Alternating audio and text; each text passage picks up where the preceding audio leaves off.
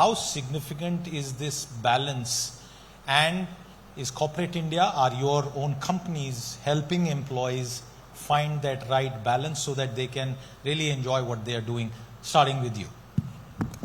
Hi everyone, good evening. I must say I wore a blingy jacket because we were following that glamorous panel, but they all wore very serious suits. So I'm stuck here with my blingy jacket. Bling is good.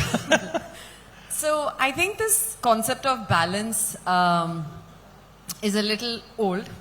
You know, we've all talked about, there used to be this time when we could all compartmentalize, this is work, you know, this is life, this is time with the kids. But I think for me, I used to feel that way when I was, I think, very young in my career. But I feel as we've gotten older, I've realized that both go very hand in hand. And when I'm on vacation, I definitely make sure to do at least 1 or 2 hours of work. When I'm at work, there are definitely times when I need to take a couple of hours to go attend one of my children's school functions. So I feel for me, it is very interspersed, and I feel that at different points in your life, you need to focus on different things. So sometimes if a family member is sick, while you're working, you're still going to have to focus some energies to looking after certain family members. So I feel that balance for me is priorities in a certain point of time. And I feel that right now, both have to go very hand in hand. So like I said, I work on vacation for 1 or 2 hours just to make sure that when I come back, I'm not unprepared or not ready to go. And like I said, when I'm at work, you still have to make sure that you have time for family, you have time for friends, you have time for the health of, looking after health of family members when it's important. So I feel that everything has to happen together. Devita, how do you achieve this balance? And in fact, I want to start by asking you, do you actually feel you have achieved this balance? And what about the rest of all the employees in your group? Honestly, I don't think I have personally strived for balance as a word, because I genuinely love being a boss.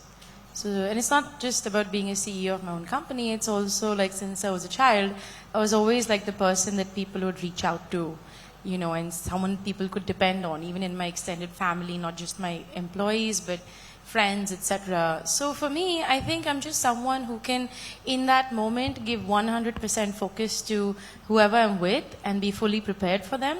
And it's something that I think maybe it's a skill or a gift that I enjoy and I make the most of it.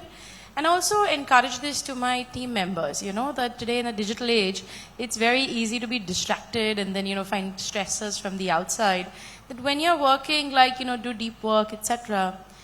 But then you make sure that that deep work also is within a routine. You know, my professor at USC used to say, he said, routine sets you free. And I think today in this whole world of work from home and hybrid, etc., I just find it very awkward that people send emails at 2 a.m., 3 a.m., and I have to reply back to an agency that, no, this is my employee's time for his family. Please don't make EOD by 6 p.m. So we're very strict and structured as a company, so that when we are working, we're fully working. And when it's time to leave, everybody leaves and comes and goes at the same time. So whether, you know, you want to drop your kid or go to the gym or mandir or whatever you feel like it, my employees don't come back and say that I've really stretched them. But I think I'm the kind of person that even when I go home and I'm with my friends, I'm someone who's always on, and I personally really enjoy it. Okay. I'll come back with some follow-ups to both of you, but I want to go to Ritu here and ask you this question. There are two things that people generally say. One is, mere paas time nahi hai. There's a lot of pressure. The other is a reality that to achieve a certain kind of balance, you also need resources, especially when you are living in our big modern cities. Does wealth become a prerequisite for achieving this kind of balance? If you permit me, I'll take a minute to also answer your original question. Please. More because my views are a little different from my panelists, and then I'll come to this question of yours. I think for me, if people were to describe me in one word, it would be balanced. So it is the essence of who I am, and I think it is a routine or a very strict discipline with which I have lived, which has helped me balance. I'm in a career which requires extensive global travel. I'm a mother of 2, and I live with my in-laws. I'm in a joint family. And for me, that balance, and when I say balance, it reminds me of the tarazu that we've seen. It's never in equilibrium, right? It's always moving, one side is moving up and down, and you're constantly balancing the weights to try to put it in equilibrium, and that's how it is. So at different points in time in my career, in my life, I've had to balance. There have been times when work took priority, there have been times when family took priority, but I think that balance is very important, and I see many women burning out in trying to be a superwoman, trying to, do it all. But readjusting that weight is the essence to keeping sanity in the way I have approached life. So it's slightly different. And for me, as a discipline, I don't work on weekends. I never have.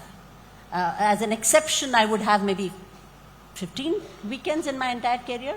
So that is how I have compartmentalized. So it's a little different from the young ladies here that I have led my career. And I'm sure it's what works for everyone. Each one of us is different.